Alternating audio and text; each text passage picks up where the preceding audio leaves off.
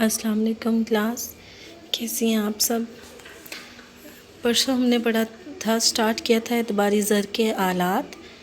تو اعتباری زر کے آلات درج ذیل ہیں۔ سب سے پہلے ہم نے پڑھا تھا کتابی حساب، کہ یہ بہت عام اور سادہ نوعیت ہوتی ہے اعتباری زر کی، کہ کتاب پہ رجسٹر پہ حساب کتاب ہوتا ہے، جیسا کہ سمپل دکانوں میں اکثر اوقات محلے کی دکانوں پہ لوگوں نے کھاتے بنوائے ہوئے ہوتے ہیں۔ دوسرا ہے تحریری وعدہ، قرض خواہ اور مقروض کے درمیان ادھار لین دین کو لکھا جاتا ہے، اور جیسے کہ اسٹامپ پیپر وغیرہ پر بھی ہوتی ہے، اور اس کا ادھار لین دین کا تحریری وعدہ شامل ہوتا ہے۔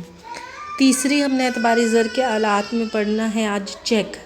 چیک بینکوں میں امانتیں جمع کروانے والے افراد کے حکم نامے ہوتے ہیں، جو چیک جاری کرتے وقت اپنے بینکوں کے نام لکھتے ہیں۔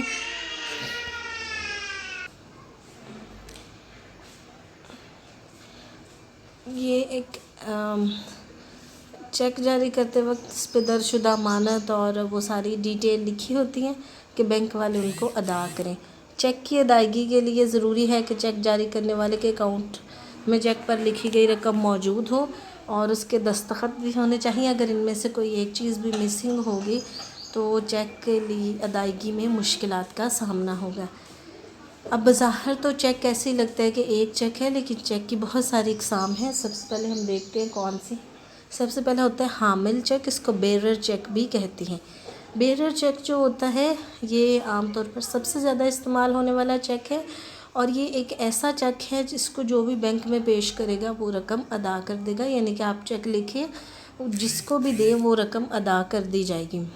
اور اگر یہ چیک گم ہو جائے یا غلطی سے کسی کے نام جاری کر دیا جائے تو جو بھی اس چیک کو بینک میں جمع کروائے گا وہ کیش لے لے گا۔ بینک اس پہ کسی قسم کی ذمہ داری قبول نہیں کرتا، اس لیے حامل چیک جو ہے اس کو جاری کرنے والے کو پوری ذمہ داری کے ساتھ اس کو جاری کرنا چاہیے۔ سمپل سا ہے کہ جو بھی بینک میں اس کو پیش کرے گا اس کے عوض وہ رقم وصول کر لے گا۔ دوسرا ہے حکمی چیک۔ حکمی چیک یہ ایسا چیک ہوتا ہے کہ جس شخص کا نام اس چیک پر لکھا گیا ہو کہ اس نام کے بندے کو یہ چیک دیا جائے گا، بینک تصدیق کرے گا کہ آیا جس نے چیک پیش کیا وہ وہی بندہ ہے، اور اس کی شناخت کرنے کے بعد ہی وہ رقم اس کے حوالے کی جاتی ہے۔ اور یہ جو ہے یہ کافی سیفسٹ طریقہ ہے، یہ کافی سیفسٹ چیک ہے کی قسم ہے۔ اس میں چیک گم ہو جائے یا کوئی بھی مسئلہ ہو جائے تو اتنا زیادہ نقصان کا خدشہ نہیں ہوتا، کیونکہ پہلے جس کے نام لکھا گیا اس کی ڈیٹیل موجود ہوتی ہے، تو بینک میں پہلے اپنی تصدیق کروانا پڑتی ہے کہ میں وہی بندہ ہوں جس کے نام یہ چیک لکھا گیا۔ تو اس کو ہم حکمی چیک کہتے ہیں، کہ یہ جس کے نام حکم دیا گیا ہو کہ یہ چیک ایشو کر دے اسی کے نام یہ چیک ایشو ہوتا ہے۔ تھرڈ ہے ہمارا نشان زدہ چیک۔ نشان زدہ چیک یہ بھی عام طور پر بہت زیادہ استعمال ہوتا ہے۔ نشان زدہ چیک ایسا چیک ہوتا ہے، وہ چیک کیش نہیں ہوتا، ڈائریکٹ وہ چیک ایک اکاؤنٹ سے دوسرے اکاؤنٹ میں ٹرانسفر ہو جاتا ہے۔ وہ جو چیک ہوتا ہے یہ سمپل سا چیک ہوتا ہے، جیسے عام چیک ہوتے ہیں، اس کے صرف جو ہے وہ بائیں کونے پر اوپر والا جو حصہ ہوتا ہے چیک کا، اس کے بائیں کونے پر 2 لائنیں کھینچ دی جاتی ہیں اور اس پہ بیرر کا لفظ کاٹ دیا جاتا ہے، اور اس کے جو کاٹ کے تو وہ دے دیا جاتا ہے، تو پھر اس کو کراس چیک کہتے ہیں۔ کراس چیک کیش نہیں ہوتا، کراس چیک ڈائریکٹ رقم ایک اکاؤنٹ سے دوسرے اکاؤنٹ میں منتقل ہوتی ہے، اور یہ بھی ایک بہترین طریقہ ہے۔ اگر کسی نے کیش نہیں کروانا تو یہ رقم ایک اکاؤنٹ سے جو دوسرا اکاؤنٹ لکھا ہے اس پہ منتقل ہو جائے گی۔ اس میں بھی کسی قسم کی جو ہے وہ بد نظمی کا یا بدعنوانی کا خدشہ نہیں ہوتا۔ چوتھا ہے ہمارے پاس سفری چیک۔ سفری چیک ملک یا دوسرے ممالک میں سفر کرنے والے افراد کی سہولت کے لیے جاری کیے جاتے ہیں، تاکہ سفر کے دوران نقد زر کی حفاظت اور دیگر غیر ملکی شرح تبادلہ کے مسائل سے بچا جا سکے۔ غیر ملکی شرح تبادلہ کے ایک ملک کی کرنسی کو دوسرے ملک کی کرنسی میں تبدیل کروانا، پہلے آپ لے کے جائیں پھر اس کو تبدیل کروائیں تو یہ مشکل ہے، تو اس کے لیے یہ ہے کہ آپ اپنا اکاؤنٹ کریں اور رقم اپنی بینک میں جمع کروائیں، وہاں سے آپ سفری چیک حاصل کر لیں، اور کرنسی تبدیل کروانے کے جھنجھٹ سے بچنے کے لیے جمع کروا دی جاتی ہیں اماؤنٹ، اور چیک حاصل کر لیا جاتا ہے، اور جہاں جہاں آپ جا رہے ہیں وہاں پہ جو اس بینک کی نامزد شاخیں ہوتی ہیں وہاں سے آپ جو ہے وہ اس چیک کو کیش کروا سکتے ہیں۔ پاکستان میں سفری چیک محافظ کے نام سے حبیب بینک آف پاکستان اور ہمراہ کے نام سے یونائٹڈ بینک نے جاری کر رکھے ہیں، جو ہر جگہ قبول ہوتے ہیں۔ یعنی کہ حبیب بینک نے جو سفری چیک ہے اس کا نام محافظ رکھا ہوا ہے، اور یونائٹڈ بینک نے ہمراہ رکھا ہوا ہے۔ تو یہ بہت آسان طریقہ ہے، اگر آپ سفر کر رہے ہیں تو اتنی اماؤنٹ لے جانے کی بجائے آپ صرف ایک چیک لے کے جا سکتے ہیں۔ پانچواں ہے بینک ڈرافٹ۔ بینک ڈرافٹ بھی بہت اچھی چیز ہے۔ اس کے لیے یہ ہے کہ آپ کو اپنی جو ہے وہ رقم جو ہے منتقل کرنے کے لیے اکاؤنٹ وغیرہ کی ضرورت نہیں ہے۔ یہ بینک ڈرافٹ بینک کی جاری کردہ ایسی دستاویزات ہیں جس کے ذریعے لوگ اپنی رقم کو ایک جگہ سے دوسری جگہ ٹرانسفر کرتے ہیں، اور ڈرافٹ بنوانے والا جو شخص ہے وہ اپنی رقم بینک میں جمع کرواتا ہے، اور جہاں اس کو کیش کروانا ہوتا ہے ان کو پوری ڈیٹیل بتاتا ہے۔ تو بینک جو ہے وہاں پہ جس بینک سے، جس شاخ سے، ان کی شاخ سے، جس ایریا کی شاخ سے اس کو کیش کروانا چاہتے ہیں اس کے نام پہ وہ ڈرافٹ لکھ دیتا ہے، حکم نامہ جاری کر دیتا ہے، اور وہ ڈرافٹ اس بندے کو دے دیا جاتا ہے، اور جب وہ جاتا ہے وہاں پہ اور جا کے ان سے ڈرافٹ دے کے رقم حاصل کر لیتا ہے۔ اس طرح سے رقم جو ہے وہ ایک جگہ سے دوسری جگہ بہت آسانی سے منتقل ہو جاتی ہے۔ نیکسٹ ہے ہمارے پاس ہنڈی۔ ہنڈی ایک ایسی دستاویز ہے جس پر ادھار لیے گئے تجارتی مال کی نوعیت، قیمت، سودے کی تاریخ، واپس رقم کی ادائیگی کی تاریخ اور رقم بما سود کا اندراج ہوتا ہے۔ اس طرح ہنڈی قرض خواہ اور قرض دار کے درمیان ادھار لین دین کا ایک لچکدار ذریعہ۔ میں نے آپ کو پہلے بھی بتایا تھا کہ جب کوئی سودا کیا جاتا ہے، تجارتی لین دین ہوتا ہے، تو اس میں ساری ڈیٹیل درج ہوتی ہے کہ کتنی ہم نے پیسے لیے ہیں، کتنے ہم نے پیسے لینے ہیں، کتنا سودا تھا، کیا نام ہے لینے والے کا، دینے والے کا کیا نام ہے، کیا ریٹ طے پایا تھا، اور اگر ادھار ہے تو وہ کب دینا ہے، 1 مہینے بعد دینا ہے، 2 مہینے بعد دینا ہے، قسطوں کی شکل میں دینا ہے، وہ ساری ڈیٹیل سودے کی درج ہوتی ہے، اس کو ہم ہنڈی کہتے ہیں۔ سپوز ان کے درمیان یہ طے پایا ہے کہ وہ 6 ماہ بعد رقم کی ادائیگی کریں گے، تو وہ ہنڈی ان کے پاس موجود ہوتی ہے۔ اب اگر جو ہے وہ پیسے جو لینے والا ہے اس کو 6 ماہ سے پہلے رقم کی ضرورت پڑ گئی ہے تو وہ ہنڈی لے گا، ہنڈی کو بینک کے پاس لے جائے گا، اور بینک اس کو جو ہے وہ کچھ رقم کاٹ کے اس کا حصہ اور باقی رقم بینک ادا کر دے گا، اور پھر بینک اور وہ جو جس نے پے کرنا ہوتا ہے ان کے درمیان بات آ جاتی ہے، پھر بینک اس سے وصول کر لیتا ہے۔ اور جو رقم بینک جو ہے وہ کاٹتا ہے، جو اماؤنٹ ہے وہ ایز اے فائن چارج کرتا ہے، وہ اس اماؤنٹ کو ہم کہتے ہیں، اس عمل کو ہم کہتے ہیں کہ ہنڈی کو بٹا لگانا۔ یعنی کہ وہ ہنڈیاں بینک کے پاس لے جاتے ہیں، بینک ہنڈی کو بٹا لگاتا ہے، یعنی کہ کچھ اماؤنٹ وصول کرتا ہے، اور اس کے بعد وہ رقم جو ہے وہ ان کے حوالے کر دیتا ہے۔ اور پھر یہ جو ہے بینک کو ہنڈی کے عوض قرضہ دینے کا فائدہ یہ ہوتا ہے کہ وہ مقررہ وقت پر قرض دار سے کل رقم کے حساب سے سود وصول کر لیتا ہے۔ یعنی اگر قرض لوٹانے کی مدت 3 ماہ ہو تو بینک قرض دار سے مطلوبہ رقم پر رائج شرح سود وصول کر لیتا ہے، اور اس طرح بینک کو اصل رقم کے علاوہ سود بھی مل جاتا ہے۔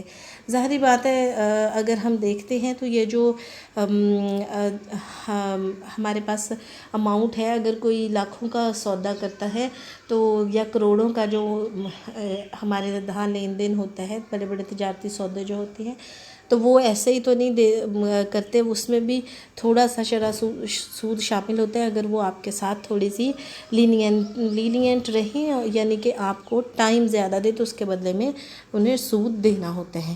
اب ہمارے پاس ہے ہنڈی کی اقسام۔ ہنڈی کی 2 اقسام ہیں نارملی جو ہم پڑھتے ہیں، پہلی ہے درشنی ہنڈی اور دوسری ہے مدتی ہنڈی۔ سمپل سی چیز ہے۔ درشنی ہنڈی یہ ایسی کاروباری دستاویز ہے جس کو پیش کرتے وقت اس کی ادائیگی کرنی پڑتی ہے۔ درشنی ہنڈی خریدار اور فروختگار کے درمیان ایسا کاروباری طریقہ ہے جو کہ بہت آسانی سے طے پا جاتا ہے۔ یعنی کہ سمپل سی چیز ہے، درشنی ہنڈی یہ ہوتا ہے کہ سم ٹائم ایسا ہوتا ہے کہ آپ سامان لے کے جاتے ہیں یا دو پارٹنر ہوتے ہیں، جیسے اکثر آپ نے دیکھا کہ ایک پارٹنر ایک شہر میں ہوتا ہے، دوسرا پارٹنر دوسرے شہر میں ہوتا ہے، تو وہ ایک یہاں سے سامان لیتا ہے، لوڈ کرواتا ہے، تو دوسرا وہاں سے جا کے اس سامان کو لے لیتا ہے۔ تو درشنی ہنڈی اس صورت میں کام آتی ہے کہ جب یہاں سے سامان لوڈ کر دیا جاتا ہے، یہ ذمہ داری بینک بھی لیتے ہیں، یہ ذمہ داری ریلوے والے بھی لیتے ہیں کہ سامان کو ایک جگہ سے کر کے دوسری جگہ آف لوڈ کرنے کی۔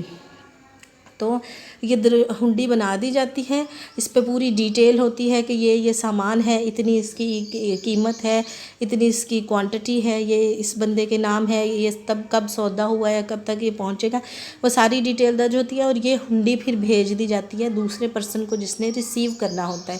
تو جب وہ ہنڈی ریسیور جو ہوتا ہے وہ جو ریلوے کے ہیں یا جہاں جس بھی مین آف ٹرانسپورٹ سے وہ آیا ہوتا ہے، ان کو وہ ہنڈی دکھا دی جاتی ہے، تو وہاں سے وہ پھر جو ہے وہ اس کو سامان لے جانے کی اجازت مل جاتی ہے۔ اور مال خریدار کو مال کا بل بما ٹرانسپورٹ خرچ وصول کر کے حوالے کر دیتا ہے، اور اس طرح خریدار بل کی ادائیگی کر کے مال حاصل کر لیتا ہے، اور بینک خریدار سے حاصل کردہ رقم فروخت کنندہ کو اپنے سروس چارجز کاٹ کر بھیج دیتا ہے۔ بینک کو انوالو کر دیتے ہیں، دو بندوں کا سودا ہوا ہے، بینک یہاں سے ہنڈی لیتا ہے اور ان کو بھیج دیتا ہے، اور وہاں سے قیمت وصول کر کے فروخت کرنے والے کو قیمت دے دیتا ہے، اور جو تھوڑے اپنے چارجز ہوتے ہیں وہ کاٹ لیتا ہے۔ یہ تو سمپل سی ہے۔ دوسرا ہے مدتی ہنڈی۔ مدتی ہنڈی جیسے نام سے ظاہر ہے کہ یہ مدت کے لیے ہوتی ہے، ٹائم پیریڈ کے لیے ہوتی ہے، یہ خریدار کے لیے فائدہ مند ہوتی ہے، اور یہ معینہ مدت کے لیے ہوتی ہے، 1 مہینہ، 2 مہینے، 6 مہینے یا سال، اور یہ ایک لینینٹ طریقہ ہے۔ اس میں جو ہے وہ تجارتی مال کی ساری ڈیٹیل اس میں بھی درج ہوتی ہے، لیکن اس میں یہ بھی درج ہوتا ہے کہ اتنی دیر بعد آپ اس کی پوری رقم جو ہے وہ ادا کریں گے۔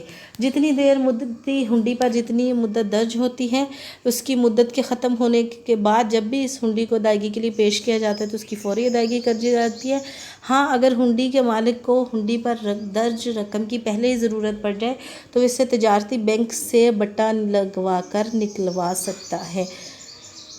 بینک کی بھی قسمیں ہیں، تو اگلے چیپٹر میرا خیال ہے بینک والا ہی آ رہا ہے، تو اس میں ہم پڑھیں گے کہ کون کون سی قسمیں ہیں، تو اس میں آپ پڑھیں گے کہ تجارتی بینک کون سے بینک ہوتے ہیں۔ عام جو بینک ہوتے ہیں ویسے وہ تجارتی بینک ہی ہوتے ہیں۔ تو ہنڈی جو کاروباری دستاویز ہوتی ہے جس پہ پوری ڈیٹیل درج ہوتی ہے، ہنڈی کی 2 اقسام ہوتی ہیں، درشنی ہنڈی اور مدتی ہنڈی، اور لاسٹ ہمارے پاس ہے اعتباری زر کے آلات میں کفالتیں۔ کفالتیں یہ ہوتا ہے کہ حکومت عام لوگوں یا اداروں سے قرض لیتی ہے اور ان کو ان قرضوں کے عوض رسیدیں یا تحریری وعدے دیتی ہے۔ حکومت کی یہ رسیدیں اور تحریری وعدے کفالتیں کہلاتے ہیں۔ یعنی کہ جب حکومت کو لگتا ہے کہ عوام کے پاس ضرورت سے زیادہ پیسہ ہے تو اس پیسے کو کم کرنا چاہیے، تو حکومت ایسی اسکیمیں سٹارٹ کرتی ہے کہ لوگوں سے قرض لیتی ہے کہ آپ ہمیں قرض دیں، تو اس کے بدلے میں ہم آپ کو یہ دیں گے، آپ کا پیسہ سیکیور رہے گا، یا تھوڑی بہت اس کے اوپر فی ہم دیں گے، اس کے اوپر ہم سود دیں گے، تو پھر لوگ حکومت کو قرض دیتے ہیں، اس کے بدلے میں جو حکومت رسیدیں یا تحریریں دیتی ہے وہ کفالتیں کہلاتی ہیں، اور ان تحریروں پہ قرض دینے والے کا نام، قرض کی رقم، واپس ادائیگی کی تاریخ اور شرح سود درج ہوتی ہے۔ ان رسیدوں یا تحریروں کو کھلے بازار یا اسٹاک ایکسچینج میں کسی بھی وقت خریدا یا بیچا جا سکتا ہے۔ اسٹاک ایکسچینج آپ نے سنا ہوگا، ہماری جو سب سے مشہور ہے وہ کراچی اسٹاک ایکسچینج ہے، ویسے ہماری 3 ہیں اسٹاک ایکسچینج، تو کراچی سب سے بڑی ہے، اور کراچی ہی مرکز ہے ہماری تمام معاشی کاروباری سرگرمیوں کا۔ تو وہ ہم اس اسٹاک ایکسچینج میں جا کے آپ اس کو بیچ بھی سکتے ہیں اور آپ ان کو خرید بھی سکتے ہیں۔ تو آج کے لیے اتنا ہی، بہت آسان ہے، اگر آپ اس کو سمجھ کے پڑھیں، اس کو سمجھیں، اور اگر کچھ نہیں سمجھ آتا، کوئی کنفیوژن ہے تو آپ بتائیں، تو اس کو پھر ہم انشاءاللہ دور کرنے کی کوشش کریں گے۔ تو اس کو بہت اچھے طریقے سے آپ کریں۔ آپ کو میں نے پہلے بھی کہا تھا، اور اب بھی میڈم کا یہ میسیج ہے کہ جب آپ کے کالجز سٹارٹ ہوں گے تو آپ کو فرسٹ چیپٹر سے سٹارٹ نہیں کروایا جائے گا، آپ کو یہیں سے سٹارٹ کروایا جائے گا جہاں سے ہم اس کو سٹاپ کریں گے۔ تو بہتر یہی ہے کہ آپ اس کو کر لیں، آپ کی آسانی کے لیے یہ ہے، اور یہ آپ کے پاس اب ریکارڈڈ ہیں۔